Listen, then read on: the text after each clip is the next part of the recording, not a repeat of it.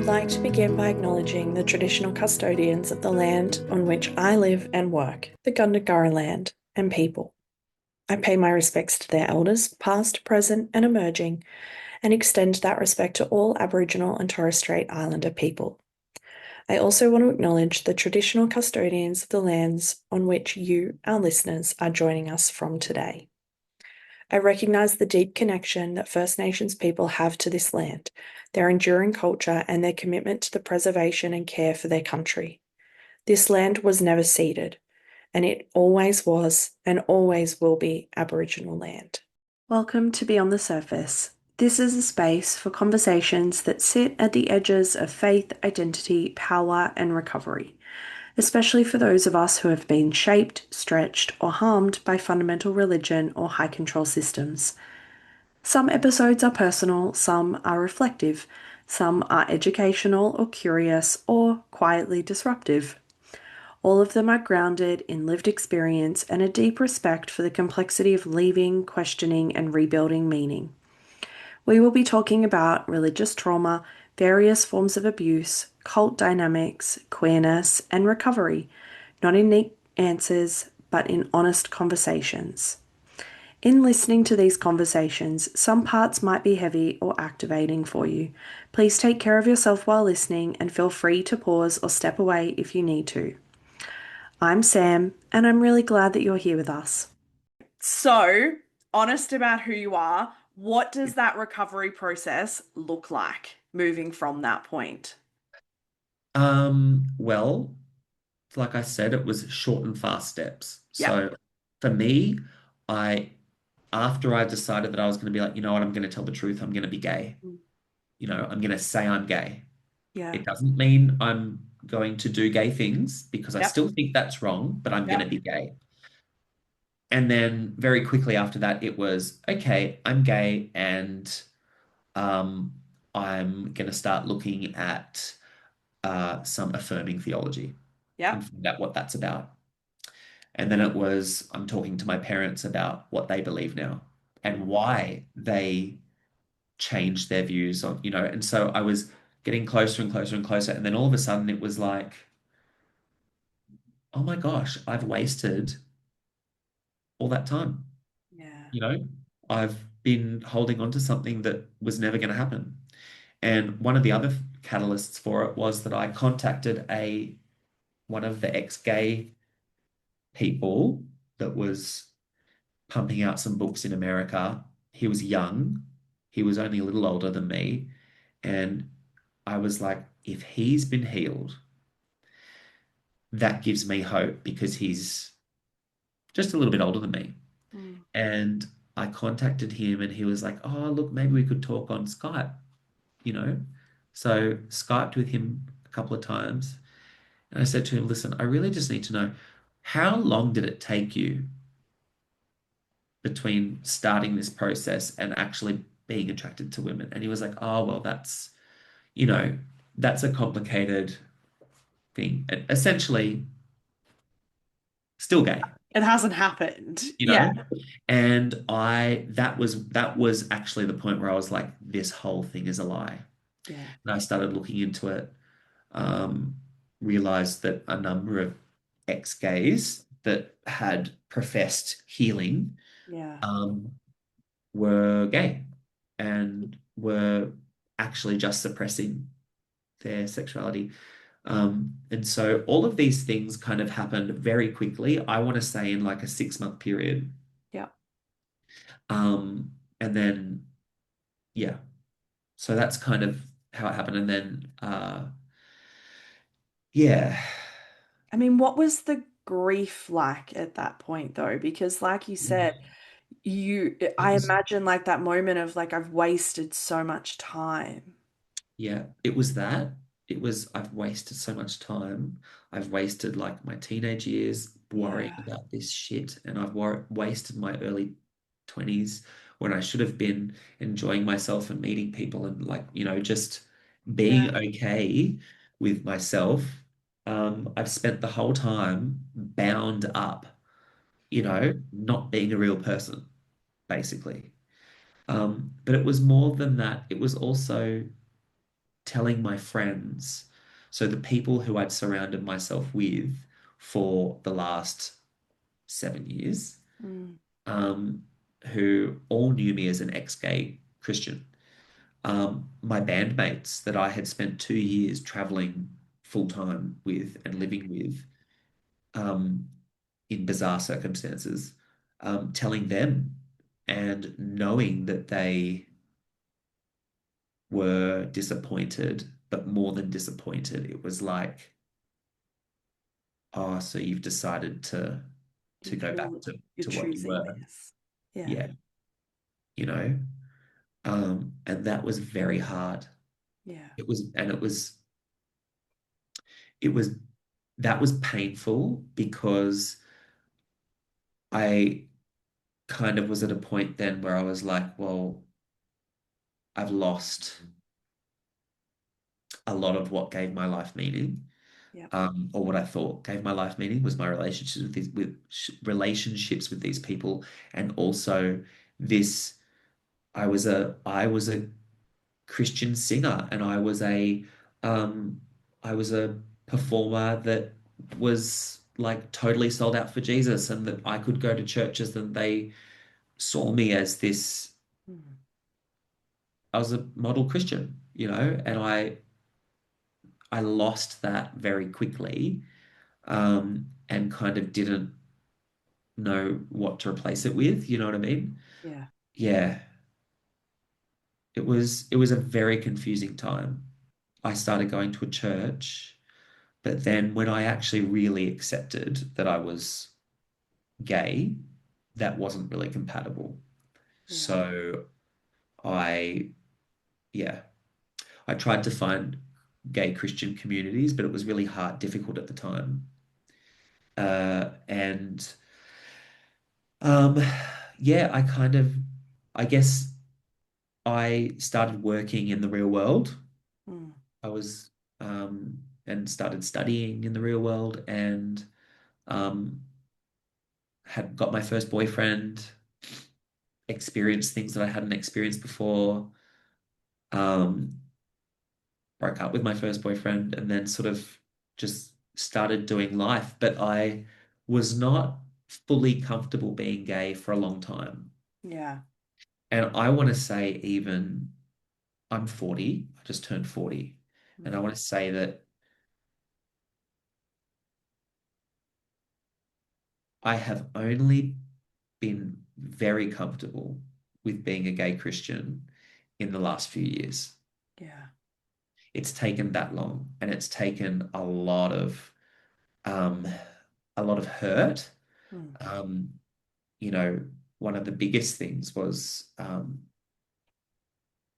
in 2016 and 17, just before the marriage equality debacle. Um, I hadn't been at church for years like for years, because it was just not a place that I thought I could find, um, anyone that would kind of accept me. And so I still had my faith, but it was just a personal one. And didn't want, I wanted to go to a church, but I also knew that I probably wouldn't be accepted. And I know that there are queer churches around, and I was aware of them and I tried them out, but like it just felt for me, and this is not ragging on them, because Mm. queer churches provide a safe place, a much needed safe place for a lot of people. Yeah. But for me, I just felt like I I want to go to a church where there's young families, and where there's old people, and where there's straight, gay, like whatever. I want to just go to a church where we're all different, Yeah. and where we're not all united by this one thing. Yeah. I want us to be united by our faith, Yeah. and to just, so I just hadn't been in ages, and I forget what drew me there, but I decided to go back to that church that the who had originally, uh, introduced me to Ron Brookman. And the pastor was still there, and he was lovely. He had apologized to me already for having Mm. made that introduction. He was aware, you know, his beliefs had moved on somewhat. Um, and yeah, like I felt like this could be good. And so before I started at the church, I spoke to him and I said, listen, I need to know. I went a few times and I thought I really enjoy it here. I said, I need to know that this is going to be a safe place, you know? And he said, oh, well, everyone's welcome. And I said, no, but I need to know that, I said, I know that everybody has a different opinion about gay Christians and about homosexuality and stuff. Yeah. But I just want to know that I'm not going to be considered like not quite there, Yeah. you know? I said so I said, like, for example, if like I was a singer years ago, and so I'd like to know that if I come to the church for a year or two, there might come a time where I'd like to maybe join the worship team or something. Would that be a problem? And so, no, I don't see why that'd be a problem. No, no, no, no.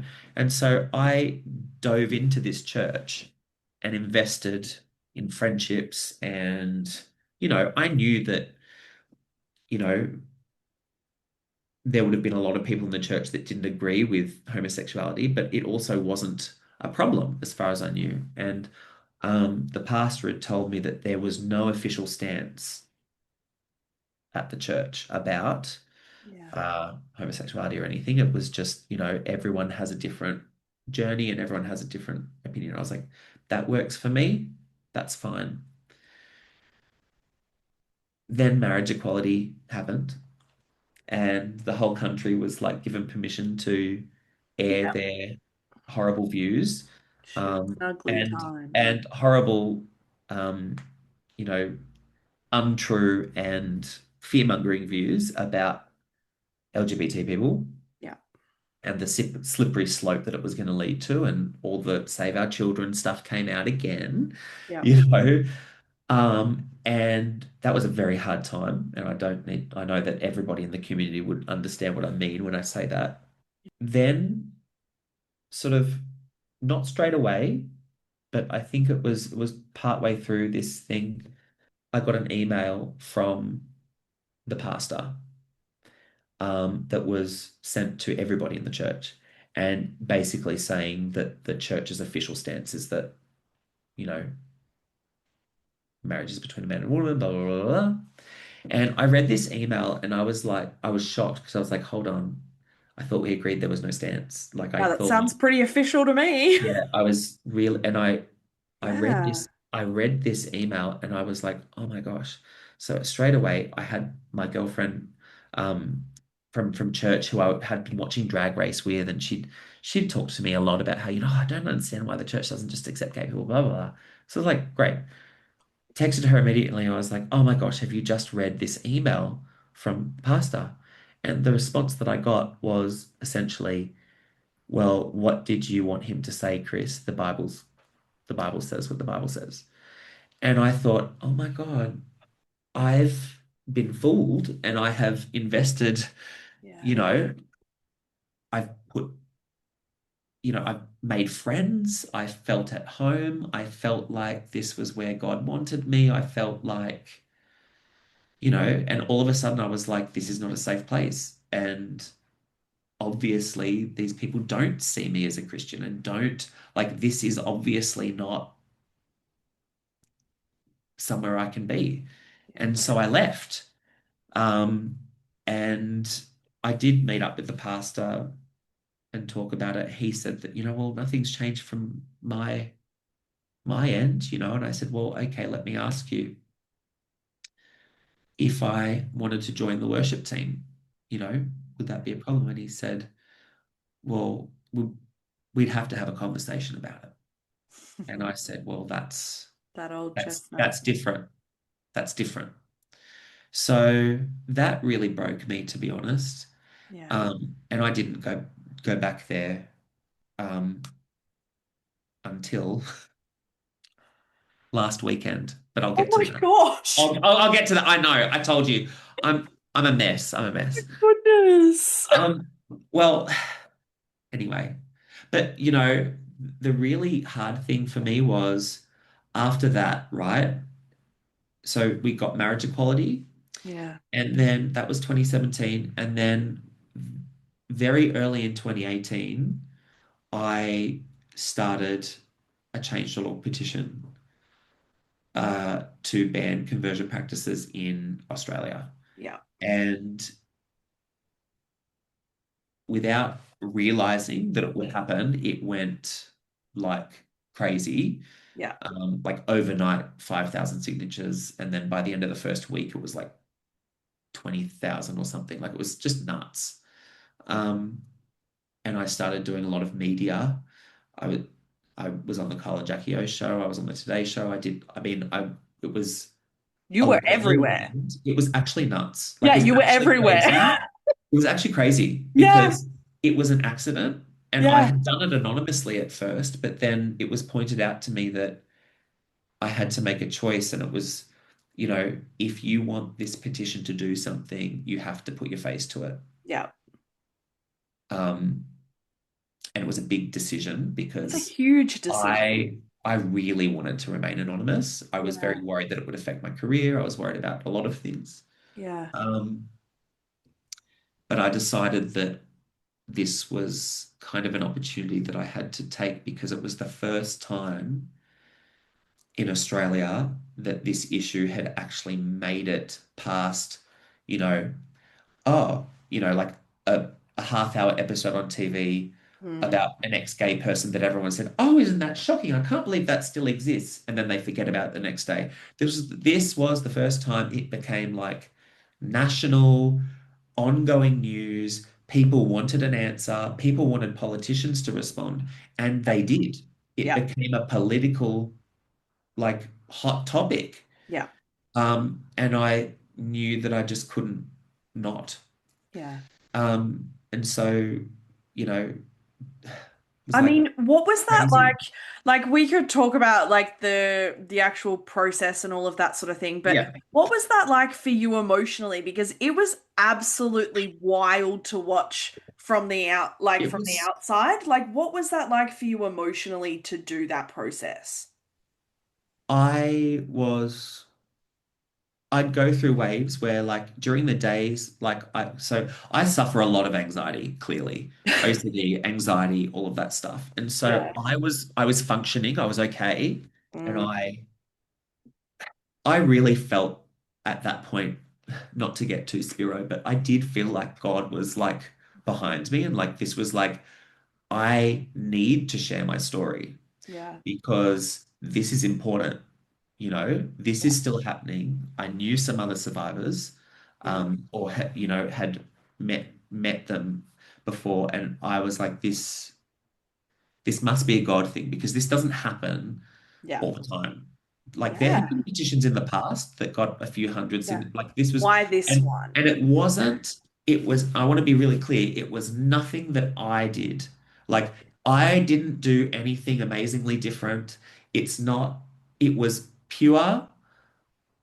Like it was right place, right time. I Timing. think it was just timing. It came. So the petition was published.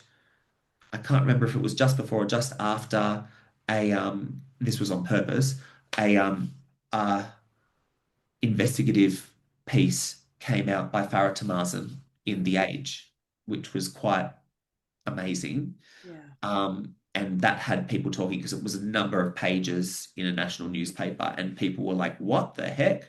Mm, Then the petition gave people a way to respond, and I think that's why yeah. it worked. But I did feel like I have to do this. I have to see where it goes. I have to see if this can actually make a change. Um, but at the same time, I was very frightened about what it would mean for me sharing my story so publicly. Yeah. And it was like, it's not like I'd shared my story before on SBS and whatever for little things because I did feel that it was important that people knew this is not right. Yeah. Um, but this was different because it was like all eyes were on this topic Yeah. and like all eyes were like on my story specifically, and it freaked me out. Yeah. And I remember at nighttime, particularly, I would have panic attacks and, you know, just, I felt overexposed. I Yeah. felt like, because I'm very honest in I mean, you were the interviews, poster child, basically, like well, the equivalent for a of that short kind of time, yeah. thing. I Yeah. mean, look, I don't, yeah, Like for a it was, window of time. Yeah. yeah, yeah, no, absolutely. Well, I would say my story was front and center Yeah. for a number of months Yeah. for 2018. Um, and I felt really heavy with responsibility Yeah. because I'm going to be honest, I had no idea what I was doing Yeah. because I've never done advocacy before. I'd never been on the radio before. I mean, never really, Mm. I'd never been on TV before. And suddenly, like, being interviewed about this, and suddenly I had the news wanting to talk to me, and I was like, it was just crazy. Yeah. And so that scared me. I felt like I have to get this right. Um, and so the only way I could do that was by being really honest. Yeah. But then what comes with honesty? So I would be very open. I was very open with my story. I was very, very, like there was pretty much nothing that I didn't say. Like I, I wanted to be really candid and open about, look, you need to see what's wrong with this. Have a look. Yeah. This is what it did. This is how like messy I was at the end. I'm going to tell you very openly and honestly. Mm. And it's embarrassing for me, but I'm going to share it because I need to. I Yeah. need you to see. But with that, I think, yeah, panic attacks at night, particularly about have I overshared? Have I been too honest? Is this going to come back on me? And like, am I going to be unemployable? Am I going to be, I don't know. I didn't know at the time that it was going to be received positively. Yeah. Over the long term, I was very scared that I was going to end up having overshared and then no one's going to want to employ me and like whatever else. I remember being quite frightened when articles would come out Mm. and having to like I'd be reading through them really fast just to be like, what did I say? What did I say? I hope I didn't say anything bad. Like it was just anxiety and doing advocacy often don't go together, particularly if it's public media advocacy. It just doesn't. And I was compelled to continue, even though it was a real struggle. Yeah. Um, And it's really funny because people say, "Oh, but you look so confident and natural on TV." Like I remember people saying, "Oh my gosh, but on the Today Show, you looked so comfortable, like you spoke so well." And I said, "Well, I've got to be honest. Directly after it, I had a panic attack and freaked out for the next 5 hours, Yeah. and then I didn't sleep that night, worrying about how it was going to come across, you know." Yeah. So it was very much that, and like you said, like it was so. Um, like it was like, you know, you're doing Carl and Jackie in the morning, then 2 days Mm. later you were doing this, and then that night, like, someone from the radio. Then in the morning, I had all these people wanting radio comments for this article or that article. And Yeah. then of course, when it was actually really brilliant because some things couldn't have gone better. Like Scott Morrison, Oh gosh. he was the PM at the time. Oh. And there was this point. So, well, basically, actually, before I get to that, I should tell you about Nathan Despot because Yeah. I was struggling a lot with the advocacy, and you know, I was being an I met people from, the LGBT community who were involved in advocacy in different issues, Mm. who were giving me advice that I now know wasn't great. Yeah. only because they didn't understand the issue. Yeah. Um, and so I got a Facebook message from someone called Nathan Despot, who I didn't know at the time, but he had been doing, uh, he'd been running a support group for people of faith, queer people of faith, or, ex-faith, whatever, that involved a number of survivors down in Melbourne, in Victoria. And he had been sort of it was amazing what he'd done with this group of relatively small group of survivors had spent years kind of analyzing their experiences and like deconstructing their experiences and really understanding, I think, Yeah. what did we all go through? Yeah. What were the common threads? Like what is this phenomenon? Yeah. And he was the first person to talk to me about the ideology behind conversion practices because up until that point, I was saying that gay conversion therapy, you know, was a practice that should be Yeah. banned. Yeah. And I changed my tune very quickly after talking to him because I realized talking to him, I was like, this guy knows what he's talking about. And he said to me, I need you to know that the way you're talking about it isn't right. Mm. I mean, he was very nice about it. Yeah. The first thing he said was, I have to say like thank you because you've managed to do what no one's managed to do yet, which Mm. is bring this into, Yeah, you brought it into the light.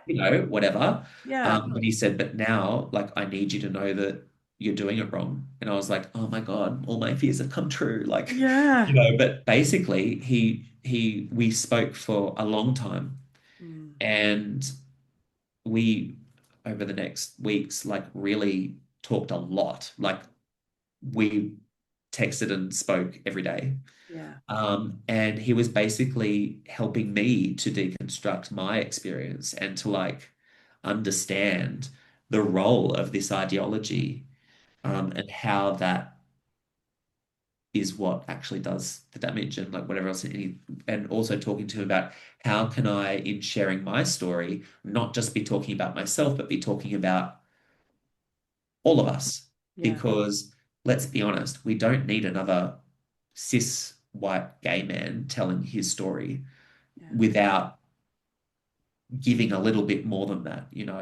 And so he helped me to do that and to make sure that, that what evolved, I hope, in my advocacy was that it was um, always with other survivors in mind and wanting people to understand more than just, oh, it's terrible that I went through an exorcism. It's horrible that I felt that I had to go to living waters. It's, whatever.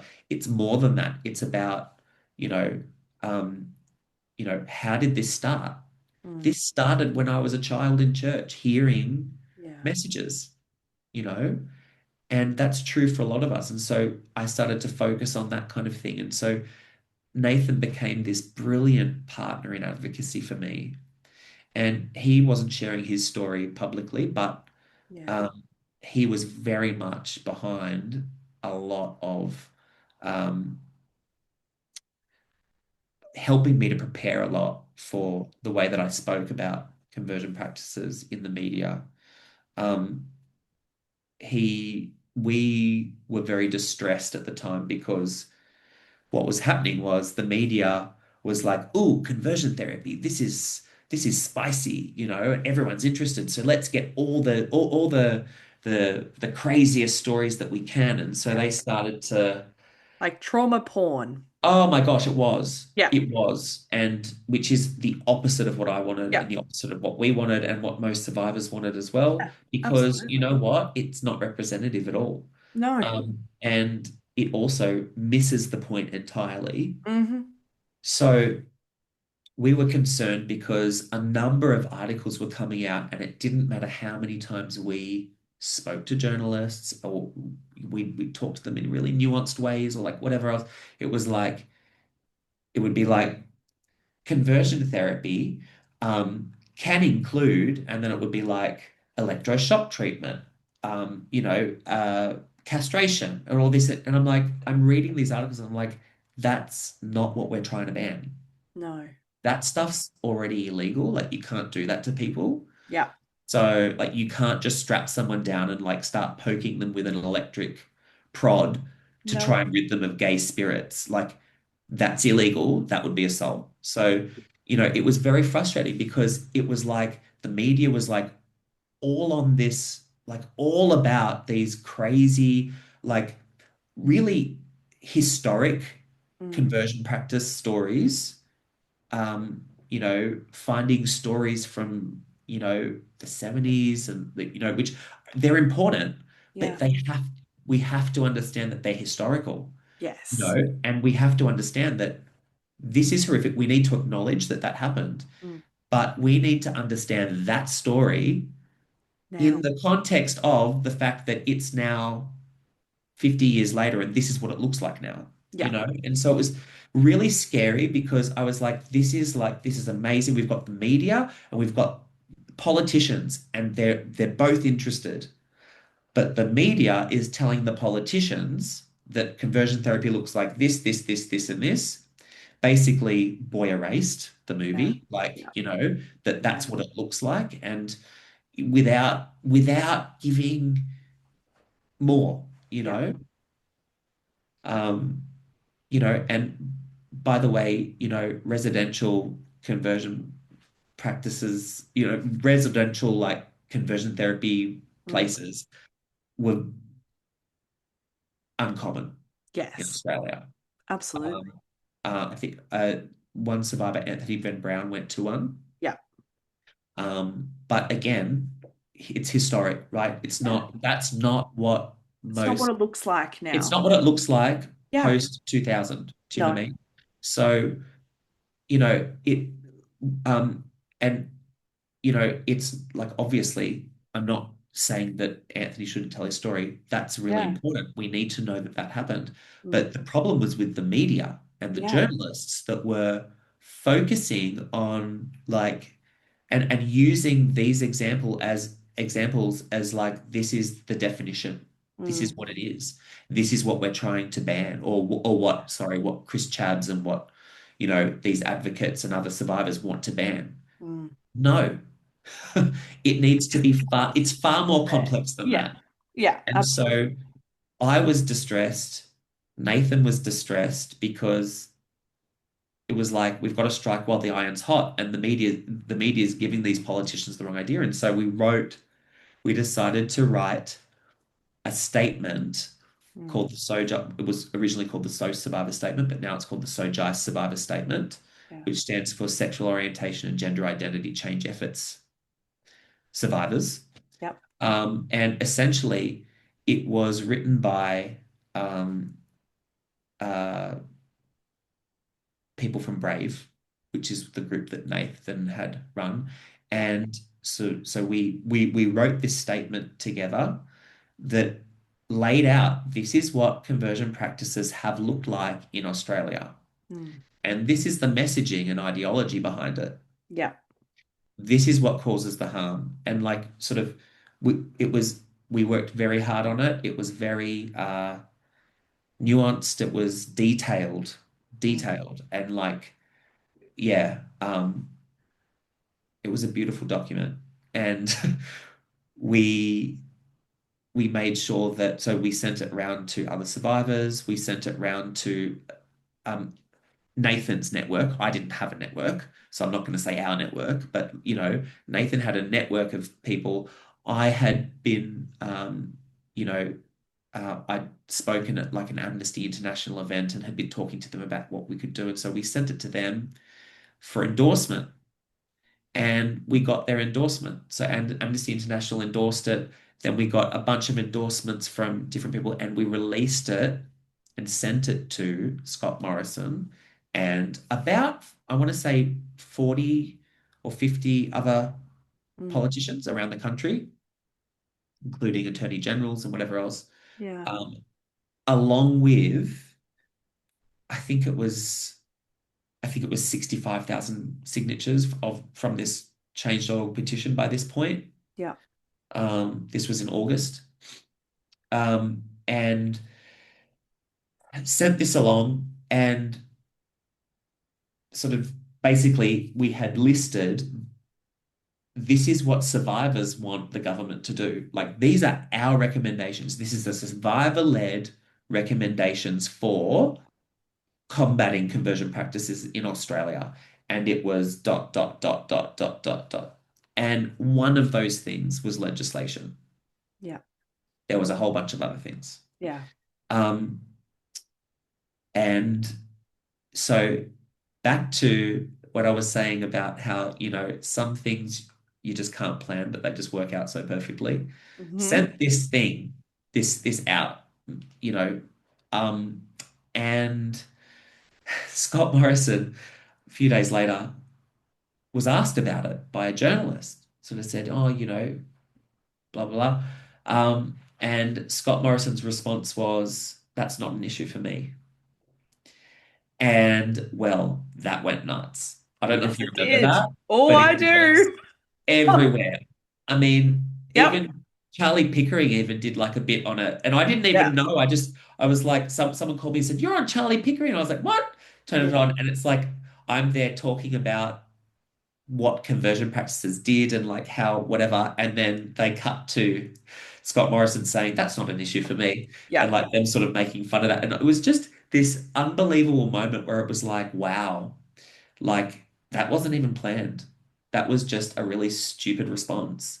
Yeah. And that the way that things like that kept happening. There Yeah. was another time, like there was another, I think it was after that.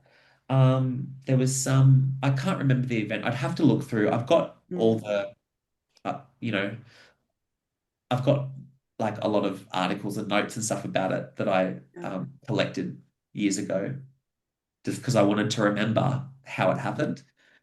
But there was a number of things that happened like that where it was like,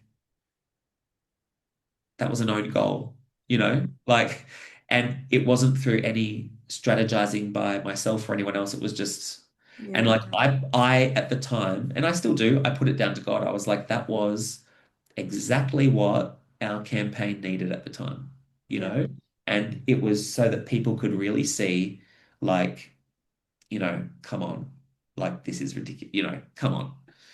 Um, yeah, so forget what we originally were That's talking about okay. again, but I, as you just mentioned that, I was going to say throughout all of this, and even like in the last few years, like you sort of mentioned that, like the last few years is really when you've sort of been able to embrace that yeah, identity of being a gay Christian. What does your faith and spirituality look like now for you? it's very different to what it was when I was 15. Yeah. Um, I mean, I would very hope much. so. Yes, it's very different. So, I don't know. I've been on a journey of, you know, I think the really sick part about conversion practices and about the ideology and just what it does to people who really absorb it is that it it really profoundly affected how I see myself Yeah. and see the world and everything. And even now at 40 years old, I've been out of the conversion movement for 16 years Yeah.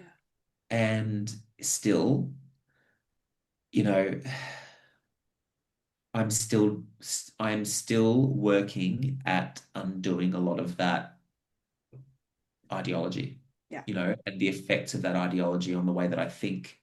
There was a reason at the beginning of this that I said the word recovery because I don't Yeah. ever feel like, I resonate with that very No, deeply and I think that it's not ever yeah, something that we will just magically make no. disappear. I truly believe that this Yeah. will affect me till the day I die. Yeah. And I don't say that to garner sympathy or anything like Yeah. that. It's just a reality Yep. that I know that that kind of ideology being laid down, laying its foundation Mm. at when you're young if you really believe that and absorb it, Yeah. getting rid of that is like when I think back to all of the mental health stuff that I've gone through and the anxiety, I'm not saying that I wouldn't have been an anxious person regardless, Yeah. but no one can tell me that that didn't profoundly affect my um yeah, my OCD for one, and my, anxiety and all the other things that I've sort of struggled with Yeah. um profoundly. Like those things were it it was like fuel for it, you know? Um, yeah. I do believe that if I hadn't absorbed that ideology at a young age, that I probably wouldn't have OCD now, Yeah. because a lot of people are able to overcome OCD Yeah. sort of throughout their teenage years. I was never able to, and I do believe that it's because of, my internalized fears and, Mm. everything else. Yeah, so my spirituality now, um, I thank my mum a lot for how I've developed in my faith. Yeah. I have never, not at any point in my life, have I not believed in Jesus as God. And some people will laugh at that, because, why would you believe in a sky fairy? I've had lots of people say to me, why would you believe in something that thinks that you're an abomination or whatever? And I'm like trying to explain to people that you know, I can't believe in Jesus. Like I can't not believe in Jesus like any more than I can not believe that the sky's blue. Do Yeah. you know what I mean? I just believe it. And I believe that I have a relationship with him and I love him. But and that's been true for me throughout. I've been angry with him and I've questioned and I've whatever, but I've never not believed. And Yeah. so it's that's why I kind of felt like, this is not a choice. I can't change my sexuality, but I also can't change my faith. I believe it with all my heart and soul. So um, I'm really glad that I have the parents that I do, Yeah. because while they were also fooled by that ideology 30 years ago, they are also very flexible people. And I don't think they were ever fully evangelical. Mm. They're certainly not now. Yeah.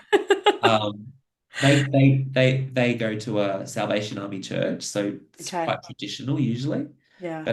But they're very, very supportive of LGBT people, obviously. Yeah. Um, um, they, yeah, my mum stopped believing in hell years ago, and when she told me that, I was like, "What? Hell? But what? Of course, there's a hell." This Yeah. was like 5 years ago. Yeah. Um, and that fear of hell was still, this is why I say, like, I Mm.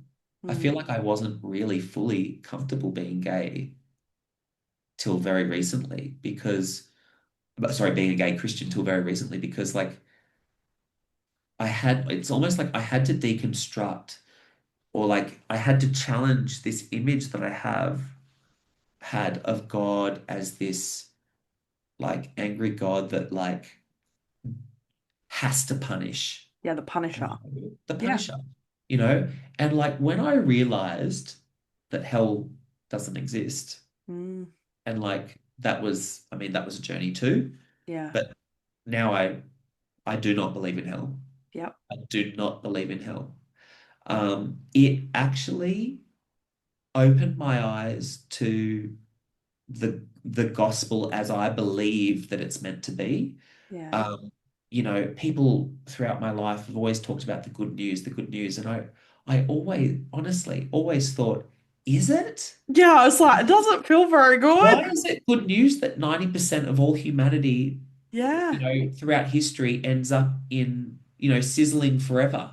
yeah, Like separated from God forever in an eternal punishment.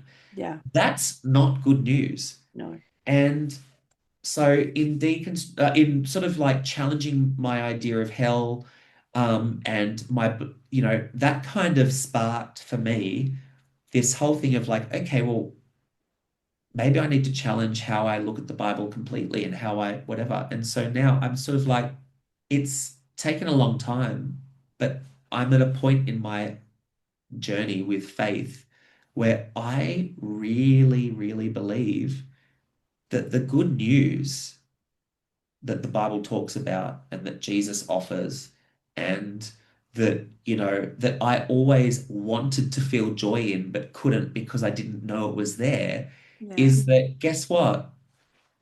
Everybody makes it. yeah, You know, I believe, honestly, with all my heart, I believe it. I believe that, um, you know, the Bible talks about um, Jesus coming for all of us, mm, and that his work of atonement, his sacrifice, whatever, it it was for all of us. It was for everyone. mm, And I really do believe that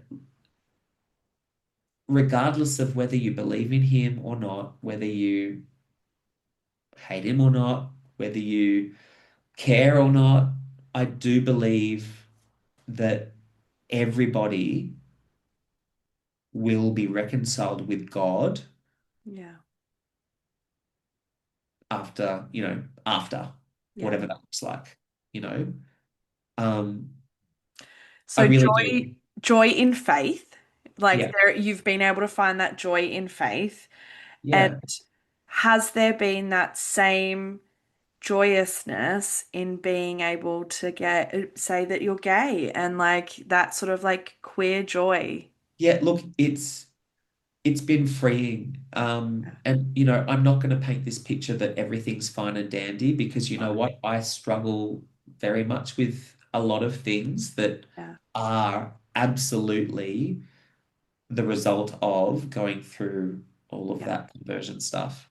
yeah, Um, you know, uh, it it has affected the relationships that I've been able to, like the romantic relationships that I've had, sex.